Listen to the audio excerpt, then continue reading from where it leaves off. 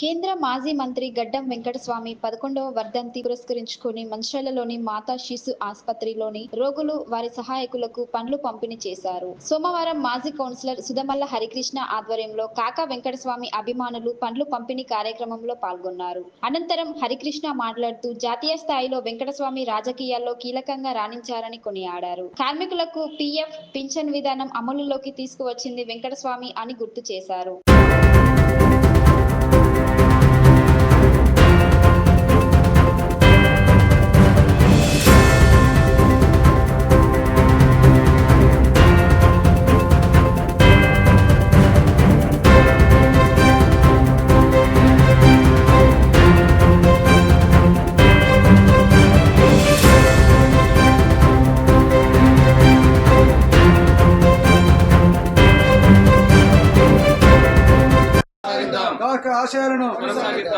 ఆశయాలను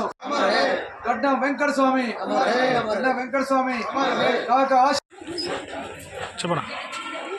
స్వర్గీయ కాకా గడ్డం వెంకటస్వామి గారు కేంద్ర మాజీ మంత్రివర్యులు, రాష్ట్ర పిసిసి మాజీ అధ్యక్షులు, సిడబ్ల్యూసి మెంబర్ మాజీ కాకా వెంకటస్వామి గారు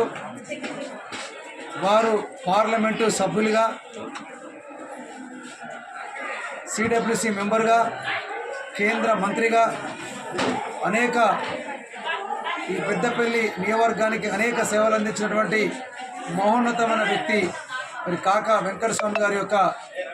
11వ వర్ధంతిని పురస్కరించుకొని ఈరోజు కాకా అభిమానులు, పార్టీ నాయకులు పెద్ద ఎత్తున ఈరోజు మాతా శిశు హాస్పిటల్లో పండ్ల పంపిణీ కార్యక్రమాన్ని చేయడం జరిగింది. కాకా ఆశయాలను ముందుకు తీసుకెళ్లేందుకోసం వారి కుమారులైనటువంటి రాష్ట్ర కార్మిక శాఖ మంత్రివర్యులు గడ్డం వెంకటస్వామి గారు, అదేవిధంగా కాకా ఆశయాలను, కాకా పేదల పెన్నిధిగా ఏ విధంగా అయితే ఉన్నాడో దాన్ని పురస్కరించుకొని ఈరోజు వారి యొక్క మనవడైనటువంటి గడ్డం వంశీకృష్ణ పార్లమెంటు సభ్యులు వారు కూడా ఈ పెద్దపల్లిలో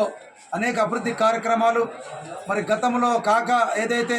పేద ప్రజల కోసం, బడుగు బలహీన వర్గాల కోసం అనేక సేవలు అందించి ఇవాళ రాష్ట్రంలోనే ఒక అత్యున్నతమైన స్థానాన్ని పొందినటువంటి మహోన్నతమైనటువంటి వ్యక్తి ఆ కాకా వెంకటస్వామి గారి యొక్క అడుగుజాడలో నడుస్తూ వారి ఆశయాలను ముందు తీసుకోవడం వంశీకృష్ణ గారు వారి అనేక ప్రయోగించి అనుకోండి మొన్నటికి మొన్న వారి ఇక్కడ ఈఎస్ఐ హాస్పిటల్ నిర్మాణం కోసం నిధులు మంజూరు చేయించడం, అదేవిధంగా